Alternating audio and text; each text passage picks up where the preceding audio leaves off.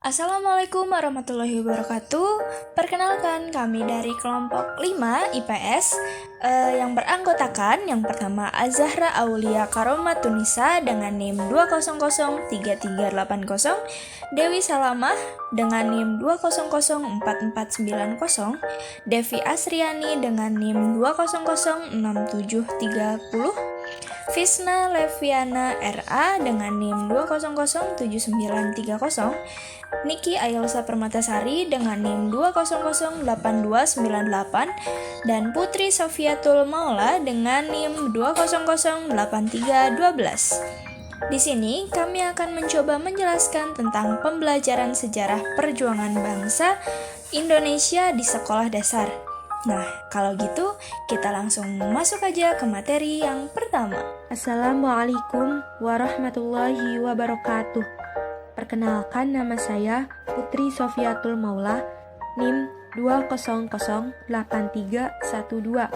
Di sini saya akan menjelaskan mengenai faktor penjajah masuk ke Indonesia, di mana terbagi menjadi dua. Yang pertama faktor eksternal dan yang kedua faktor internal. Oke, yang pertama saya akan menjelaskan mengenai faktor eksternalnya, di mana faktor eksternal penjajah masuk ke Indonesia diantaranya yaitu sebagai berikut. Yang pertama, berkembangnya kembali keyakinan ajaran Kopernikus bahwa bumi itu bulat. Hal ini berdampak apabila seseorang berlayar ke arah barat, maka ia akan kembali ke titik semula. Yang kedua, berlangsungnya zaman Renaissance di Eropa. Pada zaman ini lahirlah banyak gerakan yang berpikir untuk bebas dari kekangan apapun, termasuk aturan gereja, sehingga terciptalah banyak penemuan-penemuan oleh ilmuwan seperti kompas, peta bumi, kapal, dan penggunaan mesin. Yang ketiga, berkembangnya kekuasaan Islam semenjak jatuhnya perdagangan dan ibu kota Romawi yakni Konstantinopel ke tangan Islam. Di sini, akibat jatuhnya Konstantinopel ke tangan Islam menyebabkan jalur perdagangan antara Eropa dan Asia tertutup karena dikuasai oleh kerajaan Islam. Akibat tertutupnya jalur perdagangan penghasil rempah-rempah, maka harga pun melambung tinggi di Eropa. Sehingga hal ini membuat para pedagang Eropa berusaha mencari jalan lain untuk berdagang, yaitu dengan cara berlayar melalui jalur laut, karena jika melalui jalur darat harus melalui arah timur tengah yang sudah dikuasai oleh bangsa Islam. Mereka berlayar ke arah barat dan ke arah timur untuk mencari daerah penghasil rempah-rempah, salah satunya yaitu Indonesia. Jatuhnya Konstantinopel juga memicu lahirnya zaman Renaissance dan dimulainya penjelajahan dunia dan mencari dunia baru yang menghasilkan rempah-rempah. Yang keempat, adanya Reconquista atau semangat perang salib, yaitu semangat dalam menaklukkan bangsa yang telah sebelumnya mengalahkan mereka, yaitu orang Islam. Sehingga hal ini membuat Portugis mengelilingi dunia untuk memerangi orang Islam dengan merebut jalur perdagangan dan menguasai pusat-pusat perdagangan Islam. Yang kelima, ambisi untuk menemukan wilayah baru dalam rangka mengemban tugas mencari kekayaan, gold, kejayaan, glory, dan menyebarkan agama Nasrani, gospel. Yang keenam, adanya perjanjian Tordesillas. Perjanjian Tordesillas ini adalah perjanjian dua negara, yaitu Spanyol dan Portugis untuk membagi wilayah kekuasaan di luar wilayah Eropa. Perjanjian ini dibuat ketika Portugis ingin mencari rempah-rempah di wilayah lain. Ternyata pada saat itu ada bangsa Spanyol yang melakukan hal yang sama dengan bangsa Portugis. Maka di sini terjadi persaingan antar dua bangsa. Karena kedua bangsa tersebut menganut gereja Katolik yang setia, maka Paus Alexander yang keenam dari pihak gereja turut ikut campur untuk memberikan pendapatnya tentang persaingan ini, yaitu dengan membuat perintah kepada Portugis agar mau berbagi wilayah dengan memberikan hak kekuasaan atas wilayah timur yang ditemui oleh Spanyol dan memperluas pengaruh mereka. Nah, kemudian selanjutnya saya akan menjelaskan mengenai faktor internalnya, di mana faktor internal penjajah masuk ke Indonesia diantaranya yaitu sebagai berikut. Yang pertama, adanya kontak hubungan perdagangan. Sebelumnya, setiap bangsa dari wilayah lain berdagang ke wilayah timur untuk mencari rempah-rempah, salah satunya ke wilayah Nusantara, Indonesia. Seperti halnya seorang pedagang yang tidak memiliki prasangka negatif, sehingga rakyat Nusantara menerima dengan tangan terbuka kedatangan para pedagang tersebut.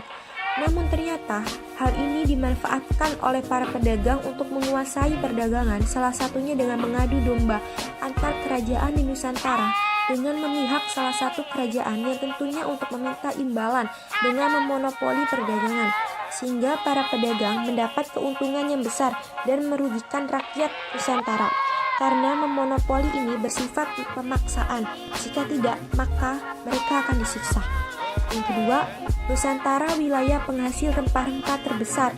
Hal ini juga menjadi penyebab wilayah Nusantara menjadi tujuan utama bangsa Eropa untuk berdagang, dan lambat laun mereka ingin menguasai perdagangan dan menciptakan imperialisme dan kolonialisme.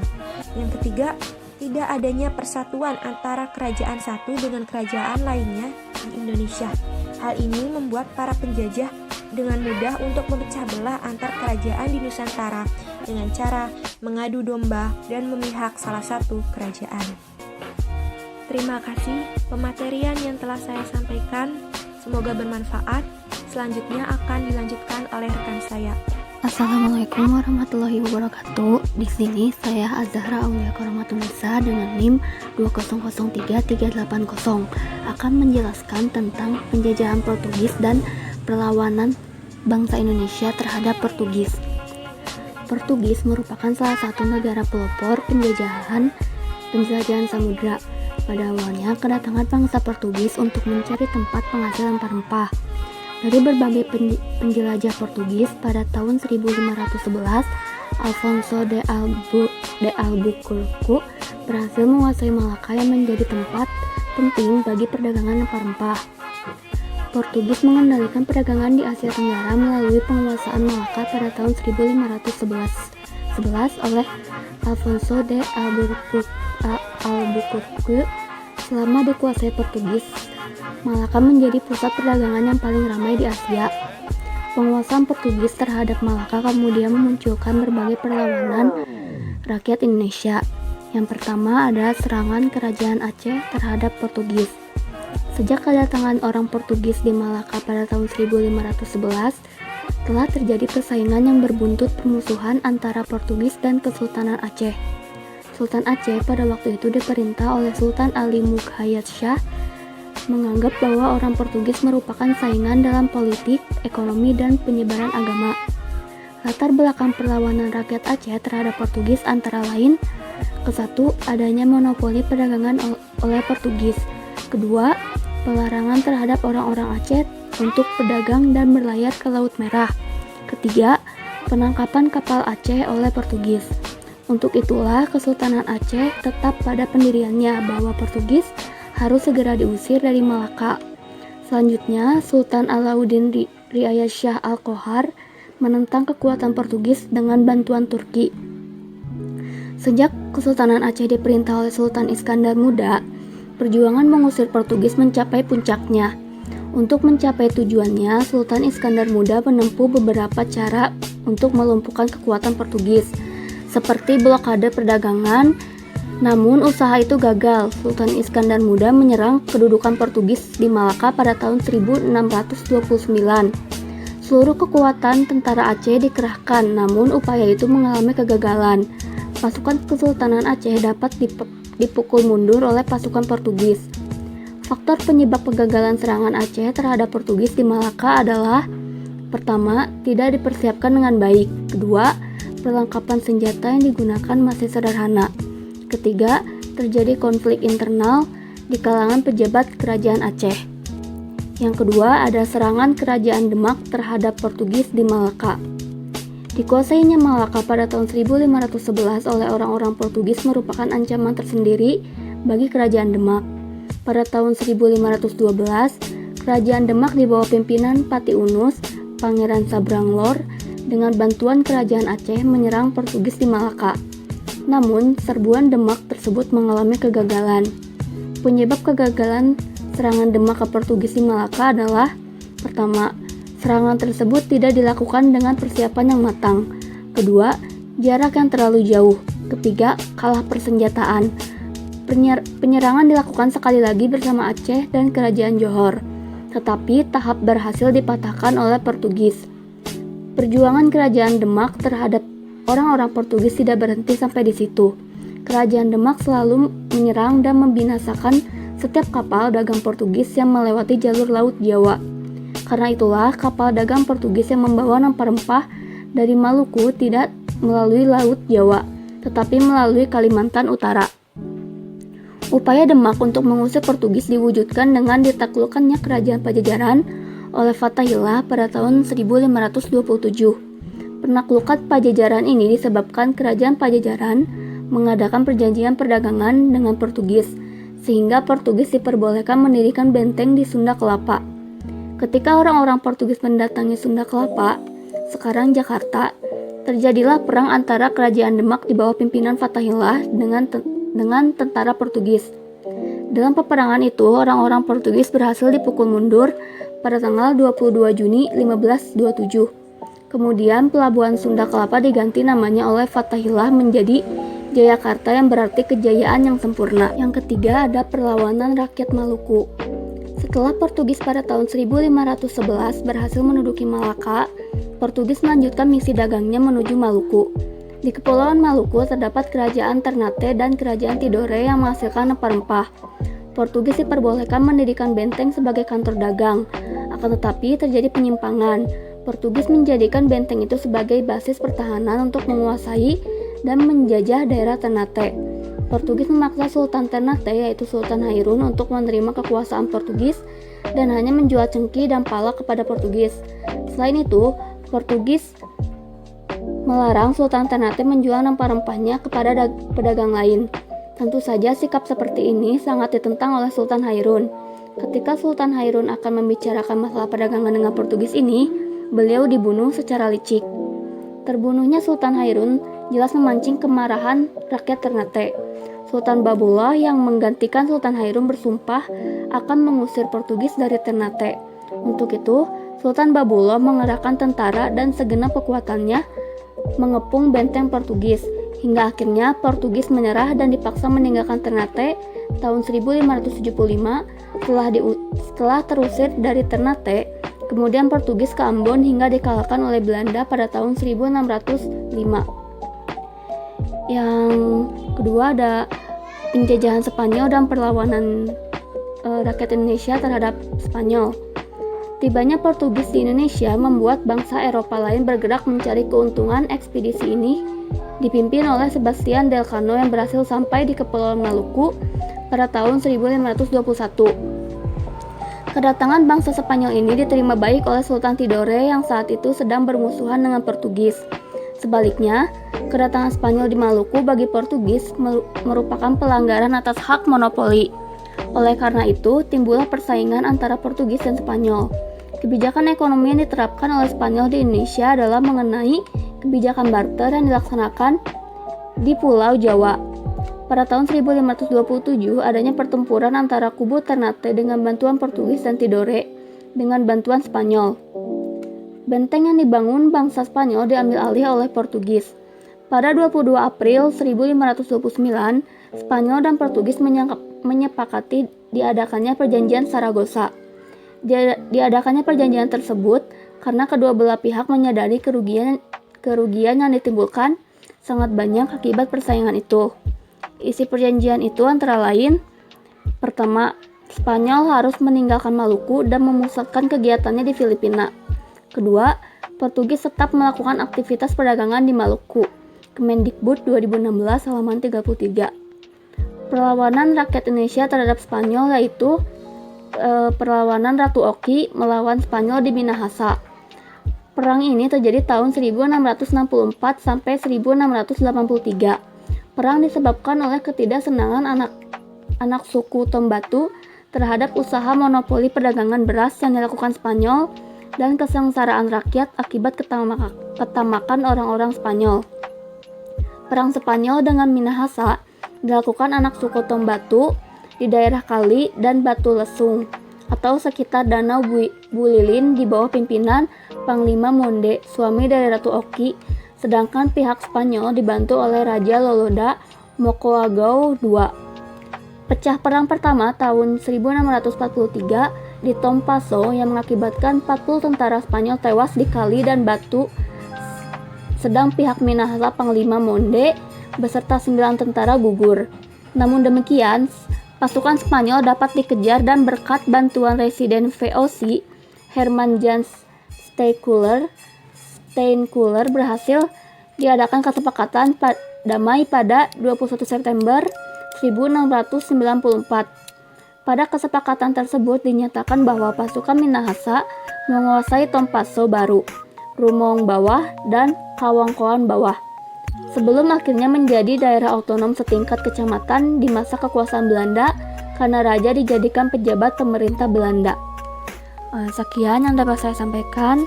Mohon maaf bila ada kesalahan. Materi selanjutnya akan disampaikan oleh rekan saya. Terima kasih. Perkenalkan, nama saya Fisna Leviana Revika Dhani dengan NIM 2007930. Selanjutnya saya akan menjelaskan materi mengenai perjuangan bangsa Indonesia melawan penjajahan Inggris. Inggris merupakan salah satu negara maju di Eropa yang pernah menjajah Indonesia.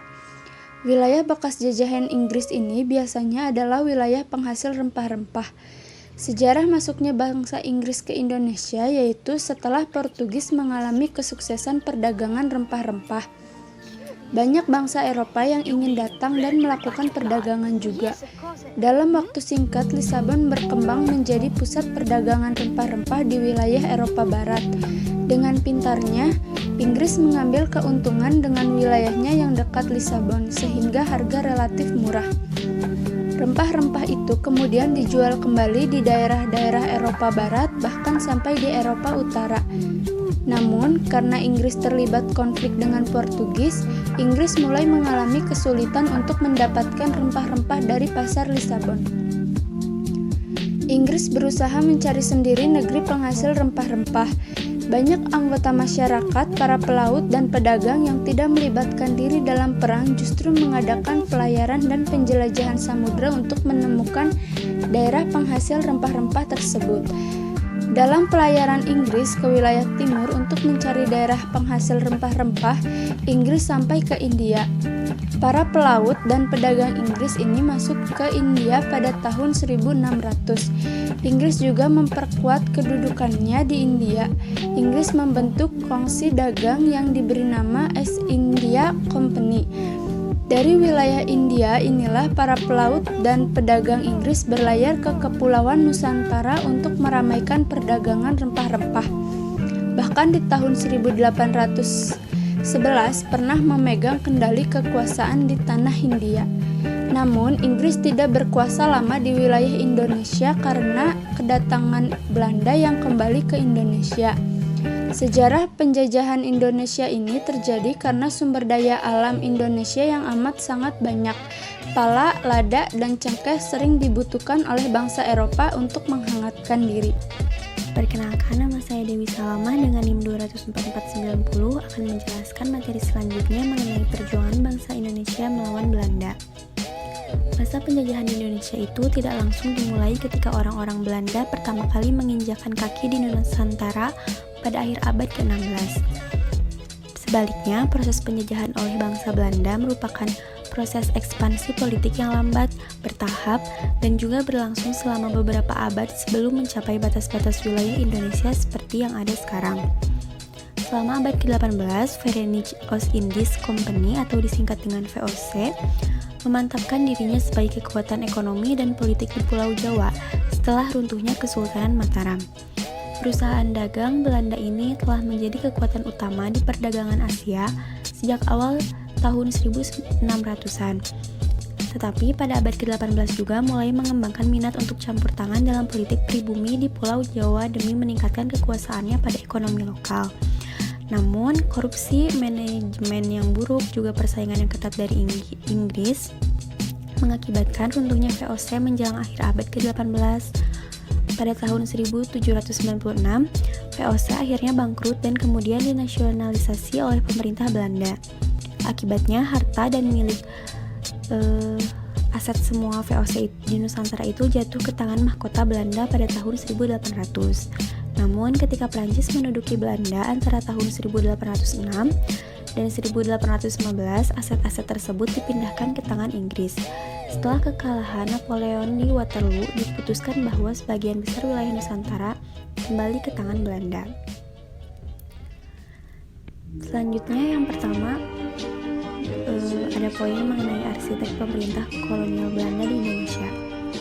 Dua nama yang menonjol sebagai arsitek pemerintah kolonial Belanda di Indonesia, yaitu yang pertama ada Herman Willem Daendels, yaitu Gubernur Jenderal pada tahun 1808 hingga 1811 ketika Belanda dikuasai oleh Prancis, dan yang kedua yaitu Letnan Inggris Stamford Raffles, yaitu seorang Gubernur Jenderal yang menjabat pada tahun 1811 hingga 1816 ketika Jawa dikuasai oleh Inggris. Daendels mereorganisasi pemerintahan kolonial pusat dan juga daerah dengan membangun Pulau Jawa dalam distrik atau yang juga dikenal dengan residensi. Raffles melanjutkan reorganisasi pendahulunya yaitu Daendels dengan mereformasi pengadilan, polisi, dan juga sistem administrasi yang ada di Jawa. Ia memperkenalkan pajak tanah di Jawa yang berarti bahwa petani Jawa harus membayar pajak kira-kira nilai 2/5 dari panen tahunan mereka dan diserahkan kepada pihak berwenang. Sistem pemerintahan kolonial Belanda di tanah Jawa ini adalah sistem yang direct atau langsung maupun dualistik. Bersamaan dengan hierarki Belanda, ada hierarki pribumi yang berfungsi sebagai perantara antara petani Jawa dan juga petani dan juga layanan sipil yang berasal dari Eropa.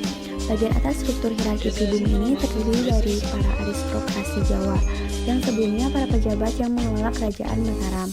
Namun karena dikuasai oleh penjajah, maka para priai ini terpaksa melaksanakan kehendak Belanda.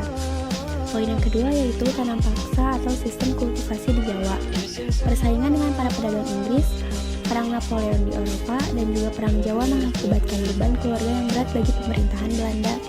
Diputuskan bahwa Jawa harus menjadi sebuah sumber pendapatan utama untuk Belanda, dan karena itu Gubernur Jenderal Van den Bosch mendorong dimulainya era tanam paksa. Tanam paksa, namun pemerintah kolonial Belanda menyebutnya dengan cultural stelsel yang artinya sistem kultivasi di tahun 1830.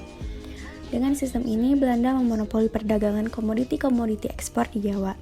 Terlebih lagi, pihak Belanda lah yang memutuskan jenis dan juga jumlah komoditi yang harus diproduksi oleh para petani Jawa. Secara umum, ini berarti bahwa para petani Jawa harus menyerahkan 1/5 dari hasil panen mereka kepada Belanda. Sebagai gantinya, para petani menerima kompensasi dalam bentuk uang dengan harga yang ditentukan Belanda tanpa memperhitungkan harga komoditi di pasaran dunia.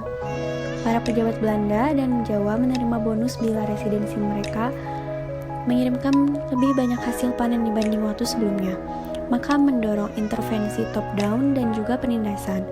Selain pemaksaan penanaman dan juga kerja rodi, pajak tanah Raffles yang masih berlaku juga, sistem tanam paksa ini menghasilkan kesuksesan keuangan antara tahun 1832 dan juga hingga 1852. Sekitar 19% dari total pendapatan pemerintah Belanda berasal dari koloni Jawa. Poin yang ketiga yaitu zaman liberal Hindia Belanda. Semakin banyak suara terdengar di Belanda yang menolak sistem tanam paksa dan mendorong sebuah pendekatan yang lebih liberal lagi bagi perusahaan-perusahaan asing. Penolakan sistem tanam paksa ini terjadi karena alasan kemanusiaan dan juga alasan ekonomi.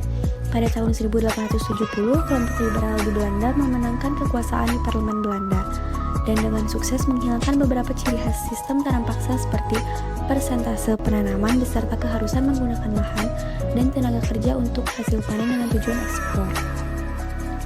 Kelompok liberal ini membuka jalan untuk dimulainya sebuah periode baru dalam sejarah Indonesia yang dikenal dengan zaman liberal, yaitu yang terjadi sekitar tahun 1870 hingga 1900.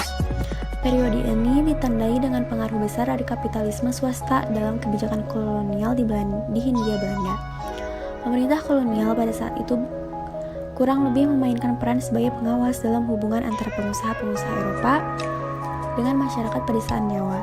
Namun, walau kaum liberal mengatakan bahwa keuntungan pertumbuhan ekonomi juga akan mengucur kepada masyarakat lokal, keadaan para petani Jawa yang menderita karena kelaparan, kurang pangan, dan juga penyakit tidak lebih baik di zaman liberal dibandingkan dengan masa sistem tanam paksa. Abad ke-9 juga dikenal sebagai abad ekspansi karena Belanda melaksanakan ekspansi geografis yang substansial di Nusantara. Sedangkan pertempuran yang paling terkenal dan juga yang paling lama antara Belanda dan rakyat pribumi selama periode ekspansi Belanda pada abad ini adalah Perang Aceh yang dimulai pada tahun 1873 dan berlangsung sampai 1913. 1913 yang berakibat pada kematian lebih dari 100.000 orang. Namun Belanda tidak pernah memegang kontrol penuh atas Aceh. Lalu poin yang selanjutnya yaitu politik etis dan nasionalisme Indonesia. Waktu perbatasan Hindia-Belanda mulai mirip perbatasan yang ada di Indonesia saat ini. Ratu Belanda Wilhelmina membuat pengumuman pada pidato tahunannya bahwa kebijakan baru politik etis yang akan ditetapkan di Hindia Belanda. Politik etis ini merupakan pengakuan bahwa Belanda memiliki hutang budi kepada orang pribumi atau Nusantara yang bertujuan untuk meningkatkan standar kehidupan penduduk asli. Cara untuk mencapai tujuan ini adalah melalui intervensi negara secara langsung dalam kehidupan, yaitu dalam perekonomian, kemudian dipromosikan dengan slogan irigasi, pendidikan, dan emigrasi.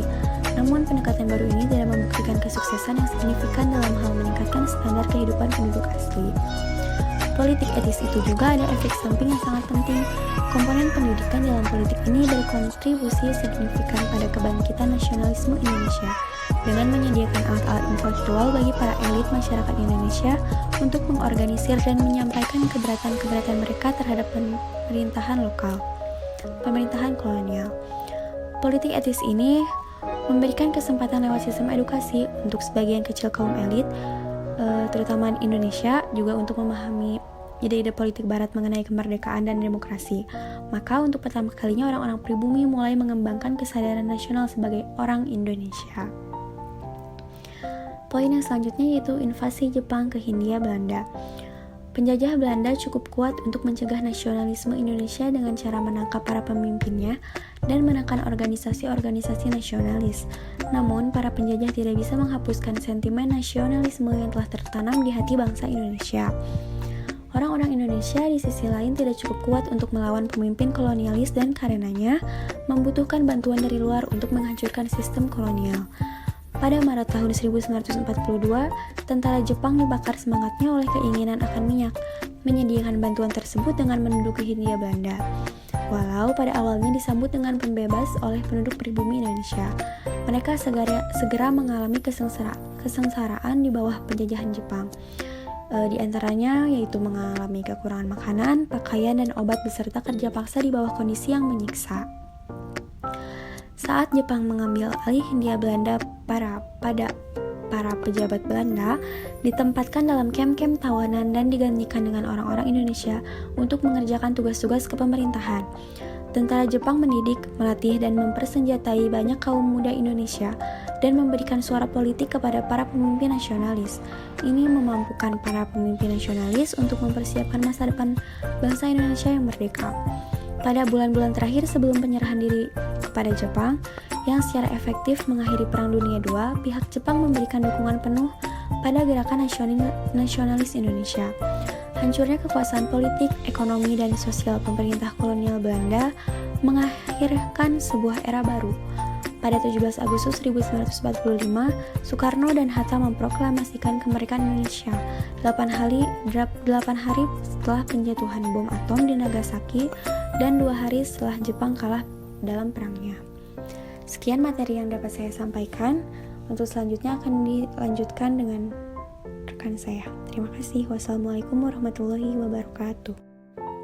Baik, selanjutnya saya Putri Sofiatul Maula, NIM 2008312, akan menjelaskan mengenai penjajahan Jepang di Indonesia, di mana awal terjadinya penjajahan Jepang di Indonesia dimulai pada saat Jepang melakukan penaklukan Asia Tenggara sejak tahun 1941. Mulanya, sebuah faksi perlawanan yang ada di Aceh mendapatkan bantuan dari pasukan Jepang untuk menghadapi Belanda. Faksi ini, seiring dengan perjuangan rakyat Aceh yang sekian lama melawan penjajahan, telah menjadi jalan masuk bagi Jepang untuk melancarkan rencana revolusi mengusir pemerintahan Belanda. 1 tahun setelahnya, pihak Jepang mengarahkan pasukannya ke Jawa. Pada 1 Maret 1942, pasukan Jepang mencapai Pantai Banten dan bergerak dengan cepat ke Batavia yang dinyatakan oleh Belanda sebagai kota terbuka. Batavia diduduki pada 5 Maret 1942 dan kemudian 4 harinya pada 9 Maret 1942 Gubernur Jenderal Hindia Belanda menyerah tanpa syarat kepada Letnan Jenderal Hitoshi Imamura, yaitu komandan tentara ke-16 Jepang yang bergerak ke wilayah Indonesia. Segera sesudahnya, Jepang menguasai seluruh Pulau Jawa dan menghabisi seluruh sisa pasukan Belanda. Nah, dengan demikian era penjajahan Jepang atas Indonesia dimulai. Tentunya, saat Jepang menerapkan beberapa kebijakan yang berdampak pada situasi dan kondisi kehidupan bangsa Indonesia, di mana yaitu ada di bidang sosial, bidang pendidikan, bidang militer, terus bidang ekonomi, dan yang terakhir bidang politik dan pemerintahan. Oke, yang pertama saya akan menjelaskan mengenai bidang sosialnya, yaitu salah satu kebijakan yang cukup penting dalam bidang sosial adalah pembagian kelas masyarakat. Seperti pada zaman Belanda, masyarakat hanya dibedakan menjadi saudara tua atau Jepang dan saudara muda atau Indonesia. Jepang juga menerapkan beberapa kebijakan di bidang sosial ini, yaitu adanya pembentukan rukun tetangga. Untuk mempermudah pengawasan dan pengerahan penduduk, pemerintah Jepang membentuk Tanarigumi atau RT. Pada waktu itu, Jepang membutuhkan tenaga yang sangat besar jumlahnya untuk membuat benteng-benteng pertahanan, lapangan pesawat terbang darurat, jalan, dan jembatan. Kemudian Jepang juga menerapkan adanya Romusa. Romusa adalah pengerahan tenaga kerja secara paksa untuk membantu tugas-tugas yang harus dilaksanakan oleh Jepang. Awalnya, Romusa ini dilaksanakan dengan sukarela, tetapi lama-kelamaan dilaksanakan secara paksa. Bahkan setiap desa diwajibkan untuk menyediakan tenaga dalam jumlah tertentu. Tenaga Romusa ini dikirim ke beberapa daerah di Indonesia, bahkan ada yang dikirim ke luar Indonesia. Ada di Malaysia, Myanmar, Thailand, ataupun Vietnam. Para tenaga Romusa diperlakukan secara kasar oleh bala tentara Jepang. Mereka dipaksa untuk bekerja berat tanpa mendapatkan makanan, minuman, dan jaminan kesehatan yang layak. Kekejaman Jepang terhadap tenaga Romusa menyebabkan para pemuda berusaha menghindar agar tidak dijadikan tenaga Romusa. Akhirnya, Jepang mengalami kesulitan untuk memenuhi kebutuhan tenaga kasar.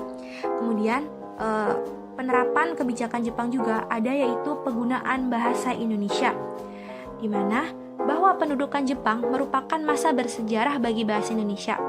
Tahun 1942, pemerintah pendudukan Jepang melarang penggunaan bahasa Belanda dan digantikan dengan bahasa Indonesia. Bahkan pada tahun 1943, semua tulisan yang berbahasa Belanda dihapuskan dan diganti dengan tulisan bahasa Indonesia. Maka disinilah munculnya banyak karya sastra yang ditulis dalam bahasa Indonesia. Bahasa Indonesia juga tidak hanya sebagai bahasa pergaulan, tetapi telah menjadi bahasa resmi pada instansi pemerintahan dan lembaga pendidikan. Kemudian di bidang pendidikan, pada zaman Jepang, pendidikan mengalami perubahan. Sekolah dasar atau Gokumin Gakko diperuntukkan untuk semua warga masyarakat tanpa membedakan status sosialnya. Pendidikan ini ditempuh selama 6 tahun. Sekolah menengah dibedakan menjadi 2, yaitu ada Soto Chugakko atau SMP dan Chugakko atau SMA. Sistem pendidikan Indonesia pada masa pendudukan Jepang berbeda dengan masa pemerintah kolonial Hindia Belanda. Pada masa pendudukan Jepang, semua kalangan dapat mengakses pendidikan, sedangkan masa Hindia Belanda hanya kalangan atas atau bangsawan saja yang dapat mengakses. Akan tetapi, sistem pendidikan yang dibangun oleh Jepang itu memfokuskan pada kebutuhan perang. Kemudian ada di bidang militer, di mana organisasi militer yang dibentuk pemerintah Jepang, yaitu adanya Heiho atau Pembantu Prajurit Jepang dan Pembela Tanah Air atau PETA. Heiho merupakan kesatuan militer yang dibentuk oleh pemerintah Jepang yang beranggotakan para pemuda Indonesia. Heiho menjadi bagian Angkatan Darat maupun Angkatan Laut Jepang. Anggota Heiho mendapat latihan kemiliteran agar mampu menggantikan prajurit Jepang di dalam peperangan. Tetapi, para anggota Heiho ini tidak ada satupun yang berpangkat perwira, karena pangkat perwira hanya diperuntukkan bagi orang-orang Jepang. Kemudian yang kedua ada Pembela Tanah Air atau PETA. PETA ini dibentuk pada tanggal 3 Oktober 1943 menjelang berakhirnya latihan kemiliteran Angkatan Kedua. Keluarlah surat perintah untuk membentuk PETA. Namun, Lejen Kamakichi Harada memutuskan agar pembentukan PETA bukan inisiatif pemerintah Jepang, melainkan inisiatif bangsa Indonesia. Untuk itu, dicarilah seorang putra Indonesia yang berjiwa nasionalis untuk memimpin PETA. Akhirnya, pemerintah bala tentara Jepang meminta Gatot Magunpraja, seorang nasionalis yang bersipati terhadap Jepang, untuk menulis permohonan pembentukan tentara PETA. Nah, keanggotaan PETA dibedakan dalam beberapa pangkat juga, yaitu ada Daidancho, Komandan Batalion, Chudancho, Komandan Kompi, kemudian Sudancho, Komandan Peleton, dan Budancho, Komando Regu, dan Kyuhei atau prajurit sukarela. Kemudian selanjutnya saya akan menjelaskan mengenai di bidang keekonominya, di mana di bidang ekonomi Jepang menerapkan adanya perluasan area persawahan dan pengawasan pertanian dan perkebunan. Di perluasan area persawahan, setelah menduduki Indonesia, Jepang melihat bahwa produksi beras tidak akan mampu memenuhi kebutuhan. Oleh karena itu, perlu dilakukan perluasan area persawahan guna meningkatkan produksi beras. Kemudian yang kedua adanya pengawasan pertanian dan perkebunan. Pelaksanaan pertanian diawasi secara ketat dengan tujuan untuk mengendalikan harga barang, terutama beras. Hasil pertanian diatur yaitu 40% untuk petani, 30% untuk dijual kepada pemerintah Jepang dengan harga yang sangat murah, dan 30% harus diserahkan ke lumbung desa. Ketentuan ini sangat merugikan petani dan yang berani melakukan pelanggaran akan dihukum berat. Nah, terus yang di pengawasan terhadap produksi perkebunan dilakukan secara ketat. Jepang hanya mengizinkan 2 jenis tanaman perkebunan, yaitu karet dan kina. Kedua jenis tanaman ini berhubungan langsung dengan kepentingan perang. Sedangkan yang tembakau, teh, kopi itu diberhentikan karena menurut Jepang itu berhubungan dengan kenikmatan, padahal ketiga jenis tanaman itu sangat laku di pasaran dunia. Dengan demikian, kebijakan pemerintah Jepang di bidang ekonomi sangat merugikan rakyat. Kebijakan pemerintah Jepang di bidang ekonomi telah mengakibatkan kehidupan rakyat Indonesia semakin sengsara dan penuh penderitaan. Penderitaan dan kesengsaraan rakyat Indonesia selama pendudukan Jepang lebih buruk apabila dibandingkan dengan penderitaan dan kesengsaraan pada masa penjajahan Belanda. Padahal Jepang menduduki Indonesia hanya 3,5 tahun, sedangkan Belanda menjajah Indonesia selama 3,5 abad. Kemudian saya akan menjelaskan mengenai yang terakhir, yaitu di bidang politik dan pemerintahannya, di mana pada dasarnya pemerintahan pendudukan Jepang adalah pemerintahan militer yang sangat diktator. Untuk mengendalikan keadaan, pemerintahan dibagi menjadi beberapa bagian, yaitu Jawa dan Madura diperintah oleh tentara ke-16 dengan pusatnya di Jakarta, dulunya Batavia kan. Sumatera diperintah oleh tentara ke-25 dengan pusatnya di Bukit Tinggi atau Sumbar. Sedangkan Indonesia bagian timur diperintah oleh tentara kedua Angkatan Laut dengan pusatnya di Makassar atau Sulawesi Selatan. Pembagian daerah tersebut dimaksudkan agar semua daerah dapat diawasi dan dikendalikan untuk kepentingan pemerintah bala tentara Jepang. Namun untuk menjalankan pemerintah yang efektif dibutuhkan jumlah personil pegawai yang banyak jumlahnya kan. Maka dari itu, jumlah orang Jepang yang ada di Indonesia tidak cukup untuk memenuhi kebutuhan tenaga dalam bidang pemerintahan. Maka untuk mengatasi hal tersebut, pemerintah Jepang menempuh beberapa pilihan, di antaranya yang pertama, memanfaatkan orang-orang Belanda yang masih ada di Indonesia. Pilihan ini sangat tidak mungkin karena Jepang sedang menanamkan sikap anti Belanda di kalangan penduduk Indonesia. Yang kedua, menggunakan tenaga timur asing atau Cina. Pilihan ini juga sangat berat karena Cina dianggap sebagai lawan politik Jepang yang paling berbahaya untuk mewujudkan cita Jepang, itu membangun Asia Timur Raya. Nah, yang ketiga, membangun penduduk Indonesia. memanfaatkan penduduk Indonesia. Pilihan ini dianggap yang paling realistik karena sesuai dengan semboyan Jepang sebagai saudara tua yang ingin membebaskan saudara mudanya dari belenggu penjajahan bahasa Eropa. Di samping itu, pemakaian bangsa Indonesia sebagai dalih agar bangsa Indonesia benar-benar bersedia membantu untuk memenangkan perang yang sedang dilakukan oleh Jepang. Sebenarnya, pilihan-pilihan tersebut sama-sama tidak menguntungkan. Akhirnya, dengan berbagai pertimbangan, bahkan terpaksa, Jepang memilih penduduk Indonesia untuk membantu menjalankan roda pemerintahan.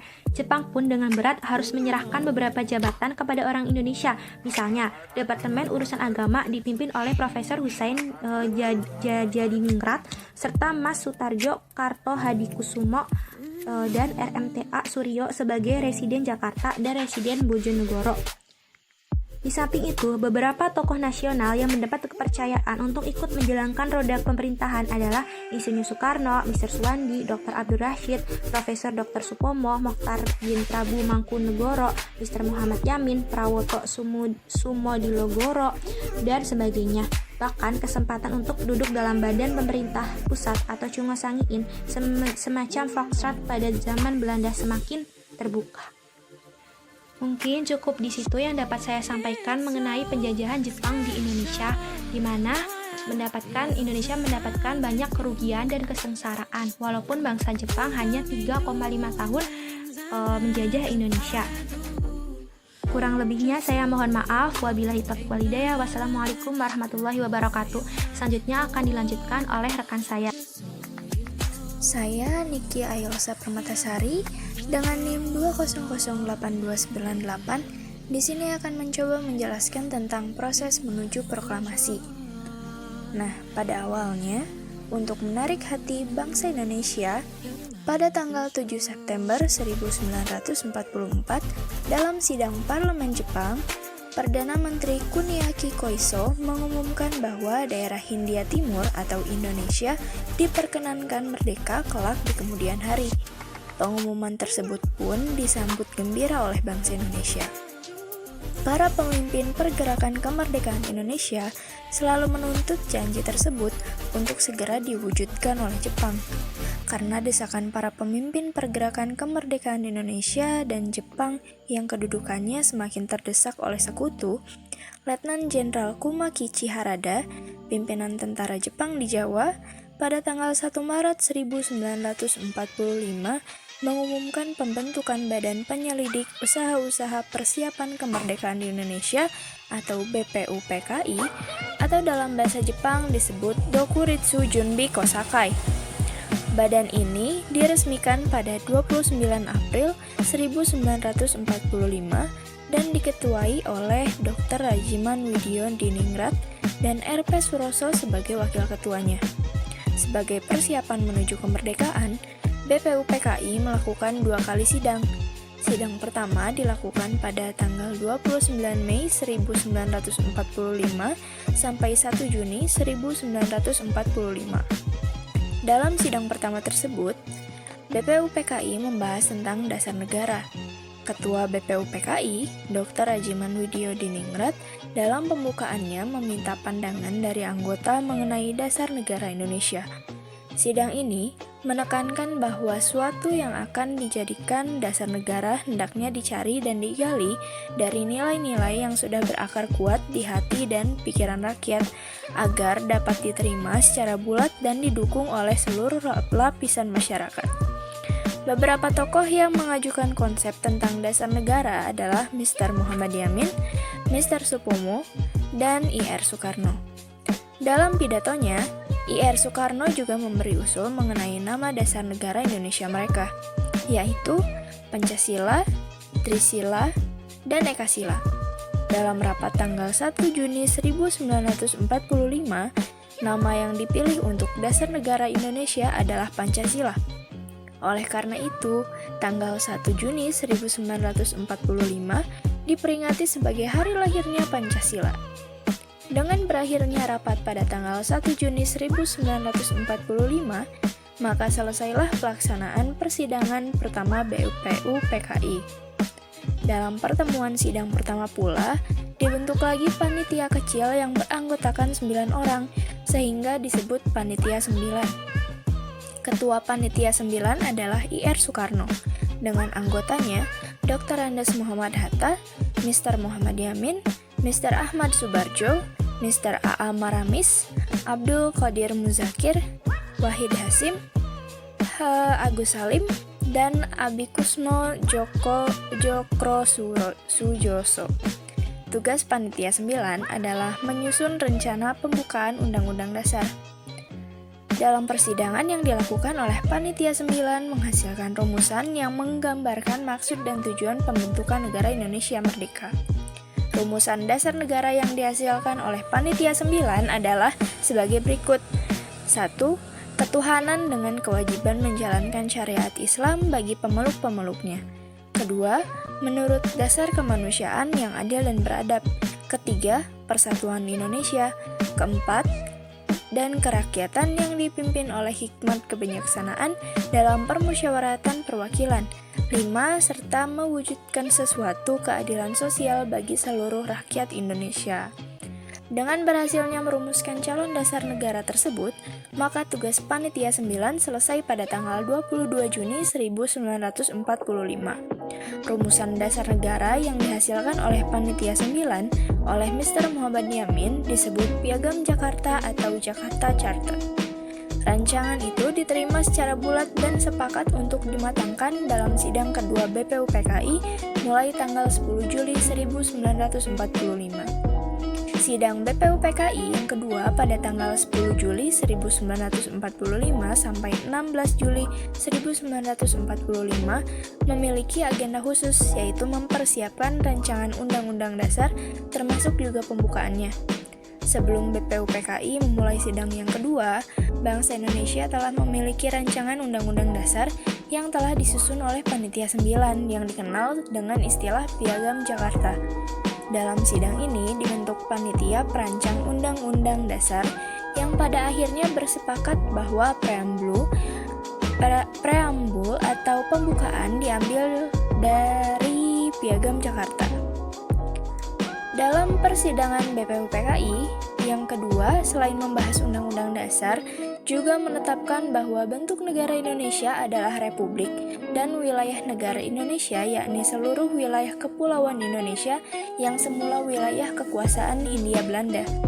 Sebelum sidang BPUPKI berakhir, Panitia Perancang Undang-Undang Dasar melaporkan hasil dari sidang, yaitu 1. Pernyataan Indonesia Merdeka. 2. Pembukaan Undang-Undang Dasar. 3. Undang-Undang Dasar itu sendiri dan batang tubuh. Dengan keberhasilan dari Panitia Perancang Undang-Undang menyusun rancangan Undang-Undang Dasar, maka tugas BPUPKI dinyatakan telah selesai dan dibubarkan. Bom atom yang dijatuhkan sekutu di Hiroshima pada 6 Agustus 1945 makin menyudutkan Jepang dalam perang. Mengetahui posisi Jepang yang lemah dan nasib Indonesia yang tidak jelas, para tokoh nasional terus mendesak kemerdekaan kepada Jepang. Untuk melunasi janji kemerdekaannya, perwira tinggi AD Jepang di Saigon, Hisaichi Terauchi, pada tanggal 7 Agustus 1945 menyetujui pembentukan PPKI atau Panitia Persiapan Kemerdekaan Indonesia, atau dalam bahasa Jepang disebut Dokuritsu Junbi Inkai. Panitia ini berjumlah 21 orang dan tugasnya adalah mempersiapkan kemerdekaan Indonesia menggantikan BPUPKI. PPKI ini masih terus berjalan dan ada sampai proklamasi kemerdekaan Indonesia terjadi dan masih menjalankan 3 kali sidang untuk menyiapkan banyak hal setelah proklamasi. Lalu pada 29 Agustus 1945, PPKI dibubarkan bersamaan dengan pelantikan anggota Komite Nasional Indonesia Pusat. Pada tanggal 14 Agustus 1945, Jepang menyerah tanpa syarat pada sekutu. Berita ini sengaja dirahasiakan oleh tentara Jepang yang ada di Indonesia, tetapi golongan pemuda Indonesia mengetahuinya melalui siaran radio BBC di Bandung pada 15 Agustus 1945. Pada saat golongan pemuda telah mengetahui berita kekalahan Jepang pada sekutu, Soekarno dan Hatta kembali ke tanah air dari Saigon, Vietnam, untuk memenuhi panggilan Panglima Mandala Asia Tenggara, Marsikal Terauchi. Pada tanggal 15 Agustus 1945, golongan pemuda di bawah pimpinan Chairul Saleh telah mengadakan suatu perundingan di salah satu lembaga bakteriologi di Pegangsaan Timur, Jakarta.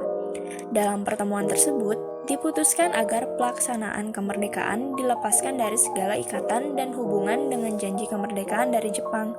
Golongan pemuda mengkhawatirkan apabila kemerdekaan yang sebenarnya merupakan hasil dari perjuangan bangsa Indonesia menjadi seolah-olah pemberian dari Jepang. Saat malam hari, keputusan disampaikan pada Soekarno. Keputusan tersebut ditolak karena Soekarno merasa bertanggung jawab sebagai ketua PPKI. Golongan tua juga berpendapat bahwa kemerdekaan Indonesia harus dilaksanakan melalui revolusi secara terorganisir karena menginginkan membicarakan proklamasi kemerdekaan Indonesia pada rapat PPKI tanggal 18 Agustus 1945. Dr. Andes Muhammad Hatta dan Ahmad Subarjo berpendapat bahwa masalah kemerdekaan Indonesia, baik datangnya dari pemerintahan Jepang atau hasil perjuangan bangsa Indonesia sendiri, tidak perlu dipersoalkan. Justru sekutulah yang menjadi persoalan karena sekutu mengalahkan Jepang dalam Perang Pasifik dan ingin merebut kembali kekuasaan wilayah Indonesia. Akhirnya, karena perbedaan pendapat, pada tanggal 16 Agustus 1945, Soekarno dan Muhammad Hatta diasingkan oleh sejumlah pemuda dari perkumpulan Menteng 31 ke Rengas Dengklok, Karawang, Jawa Barat. Tujuannya agar Soekarno dan Hatta tidak terpengaruh oleh Jepang, dan golongan pemuda juga mendesak agar mempercepat proklamasi. Soekarno menyatakan ia bersedia untuk memproklamasikan kemerdekaan Indonesia setelah kembali ke Jakarta melalui pembicaraan dengan Sudancho Singgih. Setelah pernyataan Soekarno tersebut, Sudancho Singgih kembali ke Jakarta untuk memberitahu pada kawan-kawannya dan pemimpin para pemuda tentang pernyataan Soekarno. Akhirnya di Jakarta, pemimpin golongan muda, Wikana, dan golongan tua, Ahmad Subarjo, melakukan perundingan. Hasil perundingannya adalah proklamasi kemerdekaan Indonesia harus dilaksanakan di Jakarta. Akhirnya Soekarno dan Hatta dijemput kembali dari Rengas Dengklok menuju Jakarta. Ahmad Subarjo membawa rombongan Soekarno dan Hatta menuju rumah Laksamana Maeda di Jalan Imam Bonjol nomor 1. Setelah tiba, Soekarno dan Hatta diantarkan oleh Laksamana Maeda menemui Gun Seikan atau Kepala Pemerintahan Militer Jepang, Mayor Jenderal Hoichi Yamamoto. Tetapi, Yamamoto menolak menerima Soekarno dan Hatta pada tengah malam. Soekarno dan Hatta ditemani Maeda, Shigeta Nishijima, Tomegoro Yoshizumi, dan Miyoshi sebagai penterjemah menemui Samu Bucho atau Direktur atau Kepala Departemen Umum Pemerintahan Militer Jepang, Mayor Jenderal Otoshi Nishimura. Tujuannya adalah untuk menjajaki sikapnya terhadap pelaksanaan proklamasi kemerdekaan Indonesia. Sayangnya pada pertemuan tersebut tidak tercapai sepakat antara Soekarno, Hatta dengan Nishimura. Akhirnya, Soekarno dan Hatta bertekad melangsungkan rapat PPKI pada tanggal 16 Agustus 1945 di pagi hari. Mereka menekankan pada Nishimura bahwa Jenderal Besar Terauchi telah menyerahkan pelaksanaan proklamasi kemerdekaan Indonesia pada PPKI. Tetapi, Nishimura tetap melarang Soekarno-Hatta mengadakan rapat PPKI untuk pelaksanaan proklamasi kemerdekaan Indonesia. Soekarno dan Hatta pun menarik kesimpulan bahwa tidak ada gunanya membicarakan kemerdekaan Indonesia dengan pihak Jepang dan berharap Jepang tidak menghalangi pelaksanaan proklamasi oleh rakyat Indonesia sendiri. Setelah pertemuan itu, Soekarno dan Hatta kembali ke rumah Maeda. Di rumah Maeda telah hadir para anggota PPKI, para pemimpin muda, para pemimpin pergerakan, dan beberapa anggota Chuo Sanghiin yang ada di Jakarta.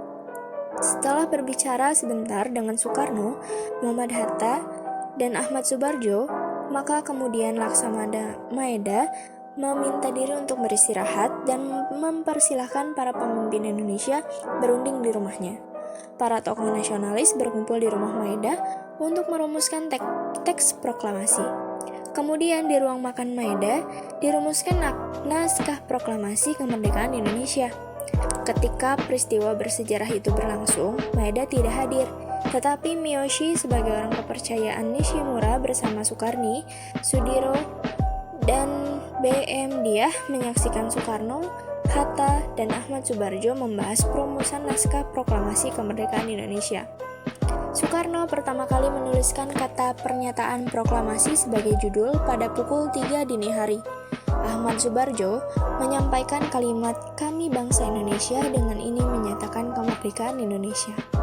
Muhammad Hatta menambahkan kalimat "hal-hal yang mengenai pemindahan kekuasaan dan lain-lain diselenggarakan secara seksama dan dalam tempo yang sesingkat-singkatnya". Soekarno menuliskan Jakarta, 17/8/05 wakil-wakil bangsa Indonesia sebagai penutup. Pada pukul 4 dini hari, Soekarno meminta persetujuan dan tanda tangan kepada semua yang hadir sebagai wakil-wakil bangsa Indonesia. Para pemuda menolak dengan alasan sebagian yang hadir banyak yang menjadi kolaborator Jepang. Soekarni mengusulkan agar teks proklamasi cukup ditandatangani 2 orang tokoh, yakni Soekarno dan Muhammad Hatta, atas nama bangsa Indonesia. Usul Soekarni diterima. Dengan beberapa perubahan yang telah disetujui, maka konsep itu kemudian diserahkan kepada Sayuti Melik untuk diketik. Perubahan dalam naskah proklamasi terdiri dari yang pertama, kata tempo diubah menjadi tempo. 2. Kata-kata wakil-wakil bangsa Indonesia pada bagian akhir naskah diubah menjadi atas nama bangsa Indonesia. Ketiga, perubahan penulisan tanggal, yaitu di Jakarta 17/8/05 menjadi di Jakarta hari 17 bulan 8 tahun 05. Tahun 05 merupakan singkatan dari tahun Jepang atau Sumera, yakni tahun 2605 yang bertepatan dengan tahun 1945 Masehi. Pertemuan dini hari itu menghasilkan naskah proklamasi. Agar seluruh rakyat Indonesia mengetahuinya, naskah itu harus disebarluaskan. Timbullah persoalan tentang cara penyebaran naskah tersebut ke seluruh Indonesia. Soekarni mengusulkan agar naskah tersebut dibacakan di lapangan Ikada yang telah dipersiapkan bagi berkumpulnya masyarakat Jakarta untuk mendengarkan pembacaan naskah proklamasi. Namun, Soekarno tidak setuju karena lapangan Ikada merupakan tempat umum yang dapat memancing bentrokan antara rakyat dengan militer Jepang. Ia sendiri mengusulkan agar proklamasi dilakukan di rumahnya di Jalan Pegangsaan Timur nomor 56. Usul tersebut disetujui dan naskah proklamasi kemerdekaan Indonesia dibacakannya bersama Hatta di tempat itu pada hari Jumat, tanggal 17 Agustus 1945 pukul 10 pagi. Nah, sekarang materi selanjutnya akan dilanjutkan oleh rekan saya. Terima kasih. Saya Devia Sudiani dengan NIM 2006730. Di sini saya akan menjelaskan tentang sejarah perjuangan bangsa Indonesia setelah kemerdekaan. Yang pertama, konflik antara Indonesia dan Belanda. Atas nama bangsa Indonesia, proklamasi kemerdekaan telah dikumandangkan oleh Bung Karno dan didampingi oleh Bung Hatta pada tanggal 17 Agustus 1945. Satu langkah maju sudah ada pada genggaman bangsa Indonesia melalui proklamasi ini. Sebagai negara yang baru memproklamasikan kemerdekaan, Indonesia mendapat simpati dari bangsa-bangsa di dunia. Hal ini tampak dari adanya pengakuan negara lain terhadap proklamasi 17 Agustus 1945 sebagai sebuah negara yang merdeka. Maka pada tanggal 18 Agustus 1945 ditetapkan Undang-Undang Dasar 1945 dan pemilihan presiden yaitu Bung Karno dan wakilnya Bung Hatta. Semula rakyat Indonesia menyambut dengan senang hati kedatangan sekutu karena mereka mengumandangkan perdamaian.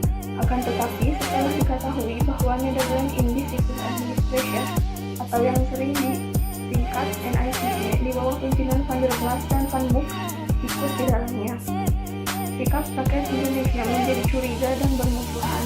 NICE adalah organisasi yang didirikan orang-orang Belanda yang melarikan diri ke Australia setelah Belanda menyerah pada Jepang. Organisasi ini semula didirikan dan berpusat di Australia. keadaan bertambah buruk karena NICE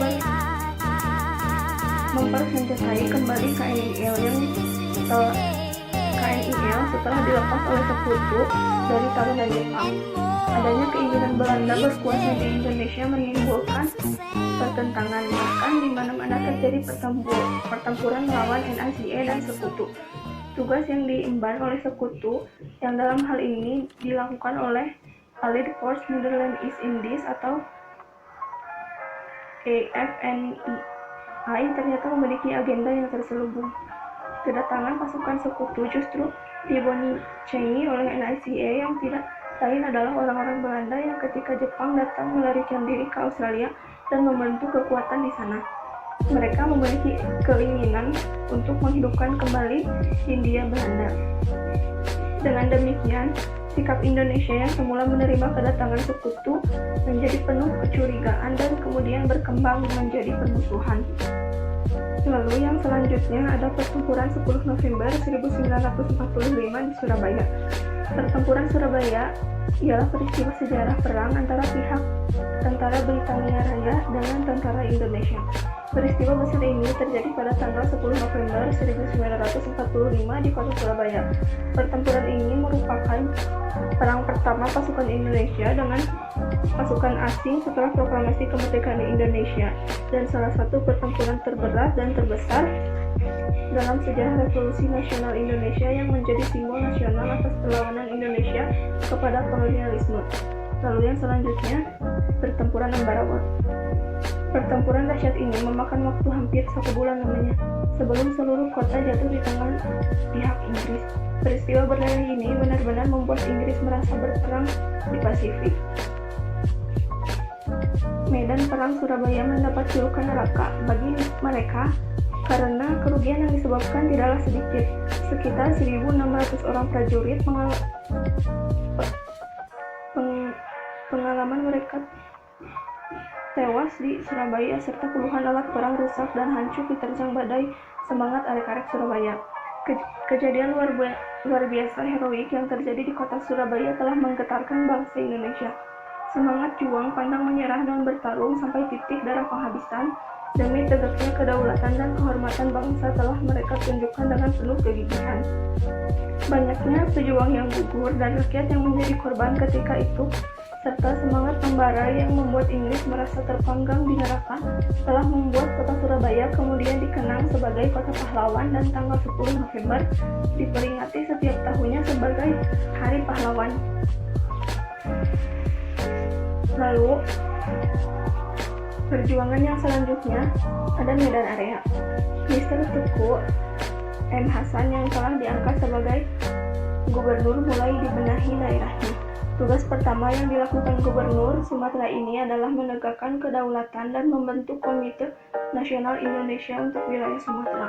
Oleh karena itu, mulai dilakukan pembersihan terhadap tentara Jepang dengan melucuti senjata dan menduduki gedung-gedung pemerintah. Pada tanggal 9 Oktober 1945 di Medan mendarat pasukan serikat yang diboncengi oleh NICE. Para pemuda Indonesia dan barisan pemuda segera membentuk TKR di Medan. Pertempuran pertama pecah tanggal 13 Oktober 1945 ketika lencana merah putih diinjak-injak oleh tamu di sebuah hotel. Para pemuda kemudian menyerbu hotel tersebut sehingga mengakibatkan 96 korban luka-luka.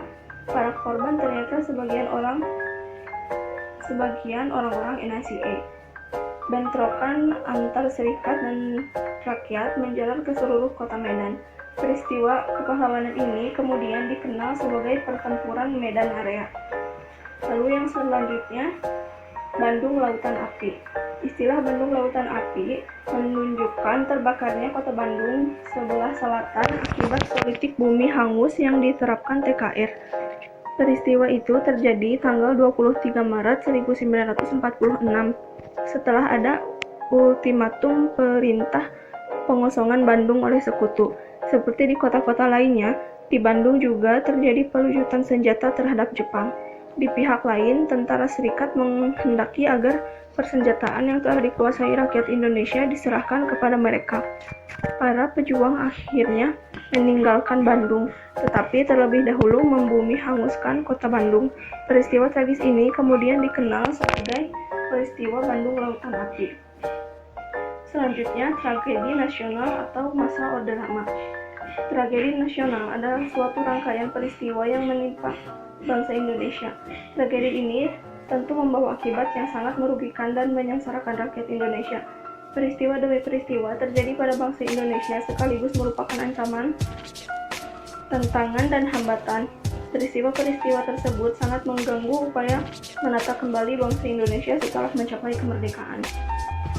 Selanjutnya, pemberontakan PKI Madiun 1948. Peristiwa Madiun tidak dapat dipisahkan dari pembentukan Front Demokrasi Rakyat atau FDR pada tanggal 28 Juni 1948. FDR adalah kumpulan beberapa partai seperti Partai Sosialis, Pesindo, Partai Buruh, PKI, dan Sopsi. Peristiwa Madiun itu diawali dari kota Solo yang dilakukan oleh para pengikut Mufo dan Amir Syarifuddin pada tahun 1948. Musso kembali dari Rusia. Sekembalinya itu, Musso bergabung dengan Partai Komunis Indonesia.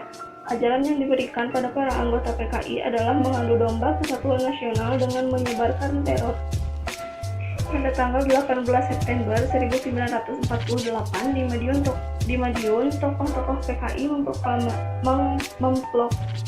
memproklamirkan berdirinya Republik Soviet Indonesia. Orang-orang yang dianggap musuh politiknya dibunuh oleh PKI. Dengan terjadinya peristiwa Madiun tersebut, pemerintah dengan segera mengambil tindakan tegas. Pemberontakan Madiun itu dapat diatasi setelah pemerintah mengangkat gubernur militer Kolonel Subroto yang wilayahnya meliputi Semarang, Pati, dan Madiun. Walaupun dalam menghancurkan kekuatan PKI dalam peristiwa Madiun menelan banyak korban, namun tindakan itu demi mempertahankan kemerdekaan yang kita miliki. Ketika Belanda melakukan agresi terhadap Republik Indonesia, PKI justru menikam dari belakang dengan melakukan pemberontakan yang sekaligus dapat merepotkan pemerintah Republik Indonesia. Selanjutnya, pemberontakan RMS atau Republik Maluku Selatan. Usai penduduk oleh Kekaisaran Jepang pada 1945, para pemimpin khususnya yang berdomisili di Pulau Jawa menyatakan kemerdekaan Indonesia. Namun, tidak semua suku dan wilayah di Indonesia langsung menerima dan bergabung dengan NKRI. Kala itu banyak terjadi pemberontakan dan pemberontakan pribumi pertama yang terorganisasi muncul di Maluku Selatan dengan bantuan Belanda. Pemberontakan tersebut biasa disebut sebagai pemberontakan RMS atau Republik Maluku Selatan. Selanjutnya, Gerakan 30 September 1965 atau G30 SPKI. Gerakan 30 September dahulu juga disingkat G30 SPKI adalah sebuah peristiwa yang terjadi selewat malam tanggal 30 September sampai di awal 1 Oktober 1965 di saat 7 perwira tinggi militer Indonesia beserta beberapa orang lainnya dibunuh dalam suatu usaha percobaan kudeta. Gerakan ini sendiri terjadi pada tanggal 30 September 1965, tepatnya saat malam hari. Insiden ini masih menjadi perdebatan kalangan akademisi mengenai siapa penggiatnya dan apa motifnya yang melatar belakanginya. Akan tetapi, kelompok religi terbesar saat itu dan otoritas militer menyebarkan kabar bahwa insiden tersebut merupakan ulah PKI yang bertujuan untuk mengubah unsur Pancasila menjadi ideologi komunis. Sedangkan menurut versi Orde Baru, gerakan ini dilakukan oleh sekelompok pasukan yang diketahui sebagai pasukan Cakrabirawa, yaitu pasukan pengawal presiden yang melakukan aksi pembunuhan dan penculikan kepada 6 jenderal senior TNI AD. Sekian dari saya, selanjutnya akan disampaikan oleh teman saya. Yang terakhir ada pendekatan pembelajaran. pendekatan pembelajaran sejarah secara efektif di sekolah dasar, yaitu kelemahan pembelajaran sejarah dengan metode ceramah. Dengan metode ceramah ini menjadikan siswa menghafal sejarah, misalnya tahun-tahun peristiwa sejarah. Hafalan siswa kurang bermakna bagi dirinya dan berakibat siswa merasa jenuh dan bosan dengan pelajaran sejarah. Nah, salah satu alternatif untuk mengurangi tingkat kejenuhan dan rasa bosan siswa, guru harus pandai-pandai memilih metode pembelajaran yang tepat. Dengan metode pembelajaran yang tepat, siswa akan terlibat secara aktif mengikuti pelaksanaan pembelajaran di kelas. Yang kedua, ada pengenalan konsep kronologi waktu. Kelas 1, kelas 2, kelas 3, kelas 4, kelas 5, dan kelas 6, guru sebaiknya melatih siswa kepada pemahaman membedakan masa lampau, masa kini, dan masa yang akan datang. Cara-cara lain untuk menanamkan konsep waktu dan perspektif kepada siswa juga dapat dilakukan dengan mengajak anak membuat identifikasi temporal dari cerita atau bahasa naratif sejarah, membuat peta sejarah, membuat bagan, tabel, dan bagan-bagan grafis lainnya yang menggabungkan angka-angka tahun dan peristiwa sejarah. Yang ketiga, ada metode role playing dan simulasi, yaitu memainkan peran atau role playing merupakan kegiatan mengulang sebuah peristiwa, dan simulasi adalah bentuk-bentuk kegiatan belajar yang menurut penulis disukai oleh siswa dalam belajar sejarah. Dalam memainkan peran, pilihlah skenario sejarah yang menarik. Yang keempat, ada metode pemberian tugas. Pembelajaran sejarah sebaiknya diseimbangkan dengan kegiatan lain yang bersifat reflektif dan kritis.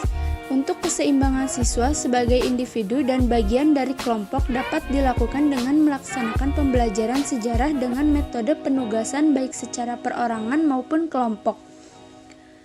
Yang kelima, ada pembelajaran sejarah menurut teori Brunner. Brunner, seorang ahli pendidikan dari Amerika, menjelaskan tentang konsep belajar, bahwa belajar yang efektif dan komprehensif diperoleh dengan cara belajar konsep dan struktur ilmu yang sedang dipelajari. Untuk usia siswa sekolah dasar, guru harus dapat mengajarkan struktur dan konsep sejarah yang disederhanakan, disesuaikan dengan usia dan perkembangan mental siswa. Secara teoritis, pembelajaran menurut teori Brunner dengan mengikuti langkah enaktif, ikonik, simbolik, yakni pembelajaran yang bermula dari hal-hal konkret menuju abstrak. Yang terakhir, penilaian portofolio.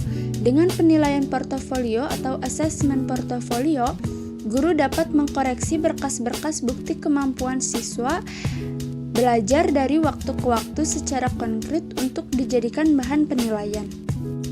Nah, sekian presentasi dari kelompok kami. Mohon maaf bila ada salah-salah kata karena kami juga masih dalam tahap belajar. Terima kasih atas perhatiannya. Wassalamualaikum warahmatullahi wabarakatuh.